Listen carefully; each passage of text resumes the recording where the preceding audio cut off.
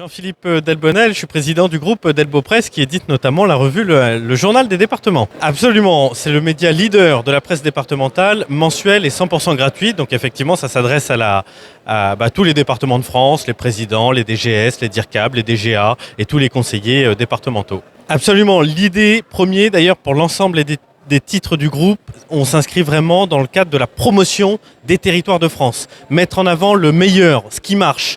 On a plusieurs catégories, mais notamment sur les nominations. Ça change assez régulièrement. Il y a des postes de DGS, de DIRCAB qui évoluent, des DGA. Et nous, on est très au fait de ces actualités-là. Et l'idée, c'est d'offrir la meilleure information pour les départements. Et en même temps, comme je le disais, montrer les meilleures idées, les meilleures réalisations pour les partager à chacune et à chacun. On le détermine un an à l'avance. On a un calendrier média, sans doute comme nos confrères au demeurant. Et l'idée, on n'aborde pas de thématique en particulier. On décide de mettre des départements en avant tous les mois, mais les thématiques, elles sont toujours les mêmes et on reprend toutes les thématiques qui incombent directement au département de France. Il y a une catégorie emploi RH dans laquelle dedans on communique, on propose, absolument.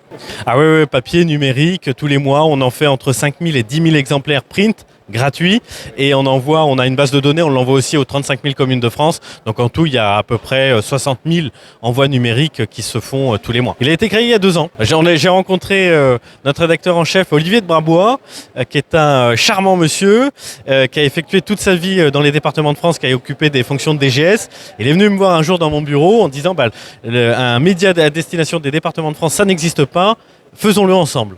Et c'est comme ça que l'histoire a démarré. Non, je pense que c'est un média qui s'est bien installé. On a vocation naturellement à amplifier cette notoriété-là. Je sais qu'il est beaucoup lu, beaucoup apprécié, et je sais que qu'il reste sur les bureaux.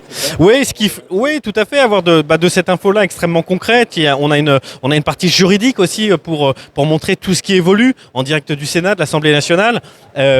Toute cette partie nomination, puis toutes ces bonnes idées. Encore une fois, du terrain. On organisait, juste pour la petite histoire, le 30 septembre dernier, la cérémonie des dés d'or, dés pour département, dans lequel on a réuni 150 décideurs départementaux pour mettre en avant, encore une fois, tout ce qui se fait de mieux dans notre département de France. C'était au château de Chambord. On était accueillis par les trompes de chasse, c'était magnifique.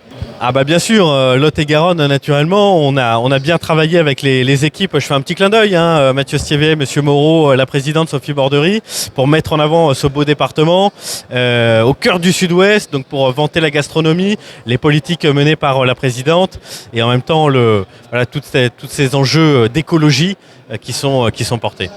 Ah oui, absolument. Nous, le groupe Delbo Presse, on a une quinzaine de CDI, d'accord. Derrière, on a une centaine de contributeurs dans tous les coins de la France, dans toutes les institutions également. Et derrière, on a une vingtaine de pigistes qui, tous les mois, produisent, rédigent, font des articles, des interviews, comme vous savez le faire brillamment.